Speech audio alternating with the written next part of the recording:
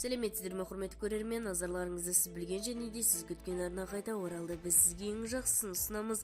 Жұмысымыз жауапсыз қалмау үшін видеоролик астына подписаться және де лайк демесін басыңыз.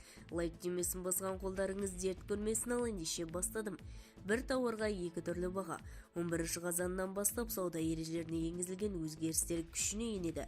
Сауда және де интеграция министрлігі ішкі сауда ережелеріне және де сауда нарықтарының қызметіне бірқатар өзгерістер менен түзетулер енгізді. Аталған ведомство бұйрығы 11 қазаннан бастап өз күшіне еніп, тұтынушыларға да саудагерлерге де әсер ететін болады деп хабарлайды dala-news.kz. Бұл реттегі басты жаңашылдық қазақстандық тауарларға арналған міндетті квотаны енгізу болмақ. Оған сәйкес енді дүкен сөрелеріне қойылған тауарлардың кем дегенде 30% отандық болуға тиіс. Онда да бұл квота былайша жекелей қолданылады. Азық-түлік тауарларын орналасқан сөрелердің кемінде 30% қазақстандық өнімдерге берілуі тиіс. Азық-түлікке жатпайтын тауарлары бар сөрелердің кем дегенде 30% отандық болуға тиіс.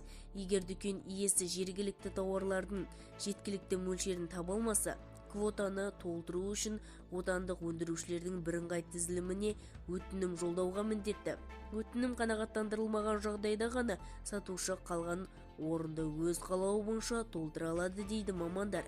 Бір тауарды екі түрлі бағаны көрсету, сонымен қатар өзгерістер тұтынушылар үшін ашықтықты арттыруға бағытталған. Екі дара бөлек баға. Енді сатушы тауарды екі бағасын көрсетіп қоюға міндетті. Егер ол өз қаражаты есебінен бөліп төлеу тәсілін ұсынса, біреу бір реттік төлем үшін екіншісін бөліп төлеу тәсілін қолданылатын тұтынушы үшін. Бұл тұтынушыларға айырмашылықты анық көруге және де соған сәйкес өзінде оңтайлы шешім қабылдауға мүмкіндігін береді. Акцияға қойылған тауарларға кепілдік беру. Тұтынушылардың құқықтарын қорғау туралы. Қазақстан Республикасының заңына сәйкес жеңілдікпенен ұсынылған немесе жаппай сатылымға шығарылған барлық тауарға тұтынушыларға қатысты кепілдік беру, айырбастау және де кері қайтару сынды құқықтары толық көлемде қолданылуға тиіс екендігін нақтылайды. Сауда орталықтары менен базарларға арналған жаңа міндеттер. Сауда орталықтары менен базарлардың әкімшіліктері үшін тәртіп пенен ашықтықты қамтамасыз ету бойынша бірқатар жаңа талаптар енгізіледі. Шағымдануға арналған QR-кодтар. Әрбір жалға алынған сауда орындарында сатып алушылармен кері байланыс болу үшін QR-код қойылуы керек. Жариялықтар.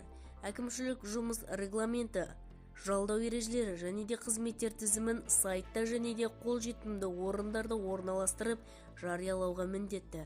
Санитарлық күндері. Міндетті түрде санитарлық күндері енгізіледі. Ал сауда орталығы менен сауда ойын-сауық орталықтарына күн сайын тазалық жүргізуге міндетті. Есептелік.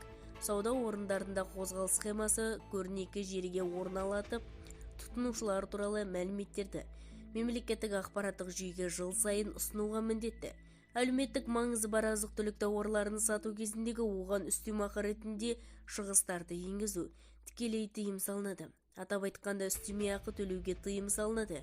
Бөлшек саудагерге төленетін сыйақылар, тасымалдау, сақтау және де импорттау шығындары, жасырын комиссиялар менен алымдар, немесиелер және де сақтандыру рейсіндегі байланысты шығындар. Бұған дейінгі қаржыгер маман дүкендегі тауардың екі бағасы бөлек көрсетуі амалы жақсылыққа апармайтынын болжап, тәжірибе жүзіндегі есеп қысаптар ұсынуға болатын. Бізді тамашалауды жалғастырыңыздар және де осыған ұқсас өзге де ақпараттар сіз үшін қызықты болса, арнадағы подписаться және де лайк демесін басыңыз.